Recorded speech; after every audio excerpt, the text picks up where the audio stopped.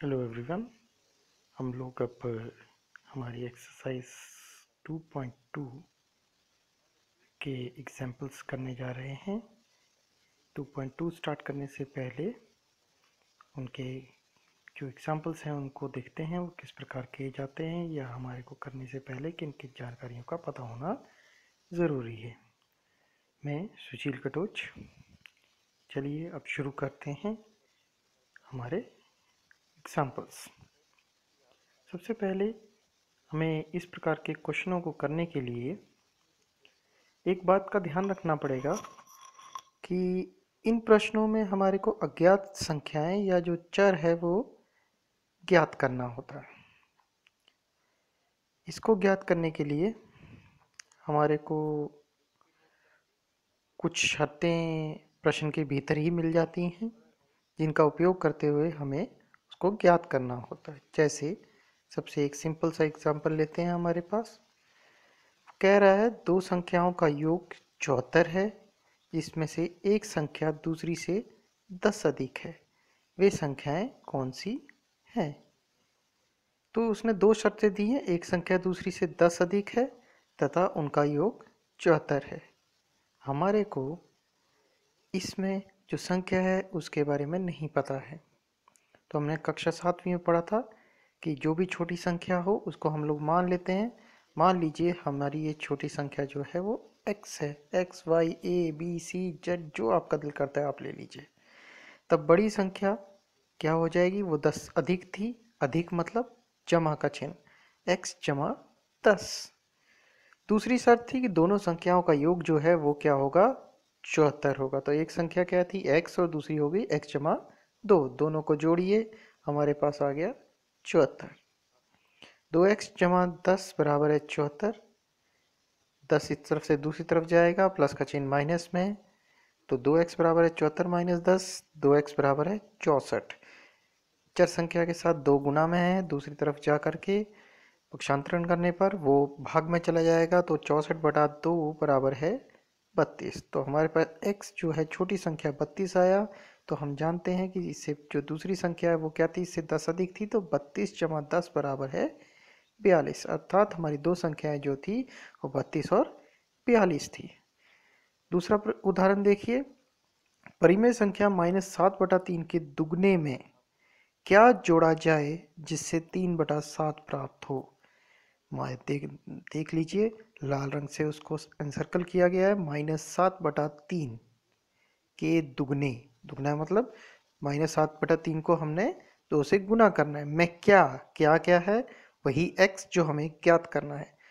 जोड़ा जाए मतलब प्लस का चिन्ह आएगा, जिससे 3/7 प्राप्त हो। 3/7 प्राप्त मतलब बराबर होगा। तो कहने का तात्पर्य है 2 गुना -7/3 में क्या जोड़ा जाए ताकि हमारा उत्तर जो है हमारे पास 3/7 आ जाए। तो हमारी संख्या जो थी, हमारा समीकरण बन गया x जमा -14/3 बराबर है 3/7। हम हल कर सकते हैं। -14/3 x के साथ ये है, ये स्थानांतरण पर दूसरी तरफ जाएगा। x बराबर है 3/7 जमा 14/3। इसको हल करेंगे तो हमारे पास हल करने के बाद प्राप्त हो जाएगा 107/21, जो कि इसमें जोड़ा 3/7 में जोड़ा जाना चाहिए था, ताकि हम जो उत्तर है वह आ जाता। अगला प्रश्न है, एक आयत का परिमाप 13 सेंटीमीटर है और उसकी चौड़ाई 2 3/4 सेंटीमीटर है। उसकी लंबाई ज्ञात कीजिए। ध्यान रखिए, इस प्रकार के जब भी प्रश्न आए तो परिमाप हो, क्षेत्रफल हो, तो सीधे सीधे पहला जो हमारे दिमाग में स्ट्राइक करना चाहिए वो उनका सूत्र होना चाहिए। तो यहाँ पर परिमाप के बारे में बात की गई है। सबसे पहले दोनों सूत्र लिख लीजिए, आपके लिए काम जो है बहुत आसान हो जाता है। जो भी सूत्र पूछा गया हो, परिमाप है तो परिमाप, क्षेत्रफल है तो क्षेत्रफल। मान लेते हैं कि आयत की लंबाई जो है वो x सेंटीमीटर मान लेते हैं। आयत की परिमाप जो होता है 2 गुना लंबाई जमा चौड़ाई होता है। लंबाई उसने दे रखी है x जमा 3/4, तो ये हो जाएगा 4 दूनी 8 3 11, 2 गुना x जमा 11/4। 2 जो है वो ब्रैकेट के बाहर है तो पहले ये इस तरफ गुना में है, उस तरफ जाकर के भाग में हो जाएगा। तो x जमा 11/4 बराबर है 13/2। फिर से देखिए x के साथ 11/4 प्लस के चिन्ह के साथ स्थानांतरण पे ये दूसरी तरफ गया, -11/4 हुआ। दोनों के नीचे हर 4 है तो वो एलसीएम 4 हो गया। 26 से 11 गए 15, तो इसको हल करने पर हमारे पास 3/4 आ गया। इसका मतलब आयत की लंबाई जो है वो इतनी है। अगला उदाहरण देखिए, उदाहरण नंबर 7। साहिल की माँ की वर्तमान आयु को अंडरलाइन किया गया है, ध्यान रखिएगा, बाद में हम डिस्कस करते हैं क्यों किया गया है। साहिल की वर्तमान आयु, फिर से वर्तमान आयु की 3 गुनी है 5 वर्ष बाद मतलब +5, जो भी अभी आयु है उसमें +5। उन दोनों की आयु का योग मतलब उसकी माँ और उसकी आयु का योग प्लस आएगा। 66 वर्ष है मतलब बराबर है 66। तो उनकी वर्तमान आयु ज्ञात कीजिए। फिर से वर्तमान आयु, इसका मतलब वर्तमान आयु जो है हमें मान करके चलना पड़ेगा कि वर्तमान आयु जो है वो साहिल की कितनी है, x है। अगर आज वर्तमान आयु उसकी x है तो उसकी माता जी की आयु उसने कितनी बताई है, उससे 3 गुनी। तो माता जी की आयु हो गई 3x। 5 वर्ष के बाद साहिल की आयु हो गई x जमा 5 होना था मैंने बताया। माँ की आयु हो जाएगी 3x जमा 5। फिर उसने एक दूसरी शर्त हमारे पास दी थी कि दोनों की योग करने पर हमारी जो कुल आयु आती है वो कितनी होती है, 66। तो x जमा 5 जमा 3x जमा 5 बराबर है 66। तो 4x जमा 10 बराबर है 66। तो 10 उस तरफ जाएगा, प्लस का चिन्ह था माइनस का हो जाएगा। 4x बराबर है 56। x बराबर है 4 गुणा में है, उस तरफ जाके भाग में, 56/4 बराबर है 14। इस प्रकार साहिल की वर्तमान आयु 14 वर्ष हो गई और उसकी माँ की आयु 3 गुना ज़्यादा थी तो वो 42 वर्ष हो गई। आप इसको जांच भी कर सकते हैं। उदाहरण, बंसी के पास कुछ सिक्के हैं ₹2 वाले, कुछ हैं ₹5 वाले। यदि ₹2 वाले सिक्कों की संख्या ₹5 वाले सिक्कों की संख्या से 3 गुनी है। अभी हम सिक्कों की संख्या के बारे में बात कर रहे हैं। इस प्रकार के प्रश्नों में आपको 2 चीज़ें मिलेंगी, एक सिक्कों की संख्या, दूसरा उसका मूल्य। तो सिक्कों की संख्या वो तो सीधे सीधे उसने दे रखी होती है। अगर मूल्य निकालना हो तो ₹5 वाले अगर मान लीजिए वो ₹5 वाले सिक्कों की बात कर रहा है, 10 बता रहा है तो 5 गुना 10। अगर वो ₹2 वाले सिक्कों की बात कर रहा है, 5 बता रहा है तो 2 गुना 5 उसका मूल्य निकल जाता है। मतलब उन सिक्कों का मूल्य, कुल मूल्य निकल जाता है। हमने उनको सीधे सीधे गुना कर देना होता है। वो बोल रहा है सिक्कों की संख्या 3 गुनी है और उनके मूल्यों का कुल योग ₹77 है। मूल्यों का कुल योग प्लस और किसके बराबर है, 77 के बराबर है। मान लेते हैं बंसी के पास ₹5 वाले सिक्कों की संख्या कितनी है, x। तो ₹2 वाले सिक्कों की संख्या कितनी होगी, 3 गुना थी, 3x हो गई। अतः ₹5 वाले सिक्के कितने हो गए, 5x। ₹2 वाले कितने हो गए, 2 गुना 3x बराबर है 6x। अब उसने एक शर्त और दी थी हमारे को कि दोनों के योग जो है वो किसके बराबर है, 77 के बराबर। तो एक 5x हुआ, दूसरा 6x हुआ। 5x जमा 6x बराबर 11x, किसके बराबर आया, 77 के बराबर। तो 11x बराबर है 77, 11 गुना में है, उस तरफ जा करके भाग में आ जाएगा। x बराबर है 77/11 बराबर है 7। तो यहाँ हमारा उत्तर हल नहीं हुआ है। ये हमारे को सिर्फ इतना पता लगा कि x का मान जो है वो हमारे पास 7 आ रहा है। तो अर्थात हमारे पास ₹5 वाले सिक्के कितने होंगे, 5x। तो वो उसकी संख्या हमारे पास 7 आ गई। और ₹2 वाले सिक्कों की संख्या जो थी वो 3 गुना ज़्यादा थी, तो 3 गुना 7 बराबर है 21। और इसको हम जांच भी कर सकते हैं। यदि 11, प्रश्न नंबर 3, यदि 11 के 3 लगातार गुणजों का योग 363 है तो उन्हें ज्ञात कीजिए। 11 के 3 लगातार गुणजों का योग, योग मतलब जमा किसके बराबर है? 363। तो इस प्रकार के प्रश्नों को इजीली हल करने के लिए 11 का गुणज बताया उसने, जैसे 0, 11, 22, इस प्रकार से आगे आगे आगे आगे। मान लीजिए कोई भी एक संख्या x है तो उसके बाद क्या हो जाएगी? x जमा 11, फिर x जमा 22, फिर x जमा 33, इस प्रकार से हमारे पास आगे आगे चलता जाएगा। इसको करने का एक आसान तरीका यहाँ आपको अंडरलाइन भी किया गया है।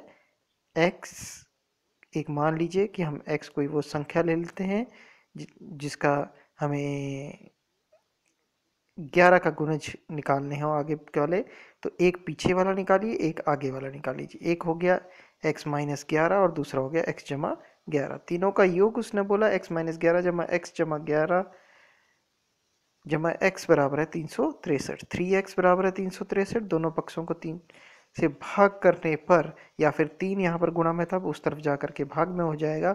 363 बटा 3 बराबर है 121। इस प्रकार हमारा जो x आया वो 121 आया। इससे पिछला गुना जाएगा, x माइनस 11 हो गया, 121 माइनस 11 110 हो गया। अगला गुना जाएगा x जमा 11, 121 जमा 11 132 हो गया। अतः 11 के 3 लगातार गुणज जो है 110, 121 व 132 हो गए। अगला उदाहरण देखिए, उदाहरण नंबर 10। दो पूर्ण संख्याओं का अंतर 66 है। यदि उनमें 2:5 का अनुपात है तो वह संख्याएं ज्ञात कीजिए। हम लोगों को दो पूर्ण संख्याएं, मतलब कोई दो पूर्ण संख्याएं हैं हमारे पास, उनका अंतर जो है, अंतर मतलब माइनस और बराबर किसके है? 66। इस प्रकार के प्रश्नों में जब भी हमारे को अनुपात दिया हो, एक तो हमने मान लिया कि हमने एक x लेके चलना है, अनुपात दिया हो तो कुछ नहीं करना, आपके पास बहुत आसान तरीका, पहले वाले के साथ आप x लगा दीजिए, दूसरे वाले के साथ भी x लगा दीजिए। कहने का तात्पर्य ये हो गया कि हमारी जो एक संख्या है वो 2x हो गई और दूसरी संख्या जो है वो 5x हो गई। इसके बाद वो बोलता है दोनों का अंतर 5x माइनस 2x किसके बराबर है? 66 के बराबर। तो 5x माइनस 2x 3x हो गया, बराबर है 66। x बराबर है 3, इस तरफ से उस तरफ गया, भाग में आ गया, 66 बटा 3 बराबर है 22। क्योंकि एक संख्या 2x है तथा 5x है, तो 2 गुना 22 तथा 5 गुना 22 44 तथा 110 हमारे उत्तर आ गए। अगला देखिए, देवेशी के पास रुपये 50, रुपये 20 तथा रुपये 10 वाले कुल मिला के 25 नोट हैं जिनका मूल्य ₹590 बनता है। यदि रुपये 50 तथा रुपये 20 वाले नोटों की संख्या में अनुपात 3:5 है तो प्रत्येक प्रकार के नोटों की संख्या ज्ञात कीजिए। फिर से वही तरीका, अनुपात 3:5। अब आपके दिमाग में आ रहा होगा कि ये तो बताया गया कि x लगा देते हैं 3x हो जाता है, 5x हो जाता है, तो लेकिन यहाँ तो वो 3 प्रकार के सिक्कों की बात कर रहा है। बिल्कुल सही आ रहा है आपके दिमाग में, लेकिन ध्यान रखिए क्योंकि ये 3:5 है तो एक 3x हो जाएगा, दूसरा 5x हो जाएगा, लेकिन उसने तीनों के मूल्य भी बता रखे होंगे। क्योंकि मूल्य की बात कर रहा है तो पहले हम इन दोनों को जोड़ेंगे, तीसरे वाले को इसमें मिला करके कुल मूल्य कितना होगा?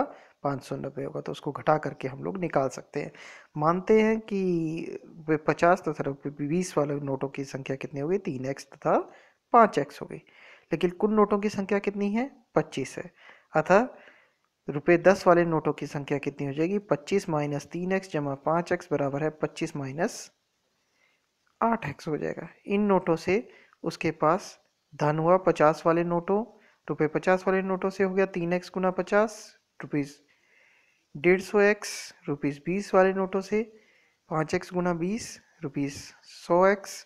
रुपीज़ 10 वाले नोटों में 25 माइनस 8x गुना 10 बराबर है 250 माइनस 80x। और कुल धन हुआ 150x plus 100x plus 250 minus 80। तो ये बन गया रुपीज़ 170x प्लस 250। ये धन रुपये 590 के बराबर दिया है। तो अतः 170 जमा x जमा 250 बराबर है 590। उस तरफ लेके जाएंगे, x को मान ज्ञात करने की कोशिश करेंगे। 340 बटा 170 बराबर आ रहा है 2।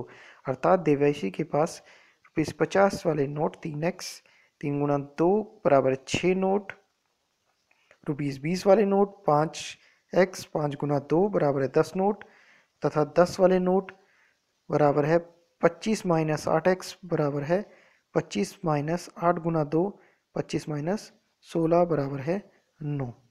इसी के साथ हमारे उदाहरण ख़त्म होते हैं। हम लोग अगले पाठ में इसकी एक्सरसाइज नंबर 2.2 को हल करेंगे। बहुत बहुत धन्यवाद।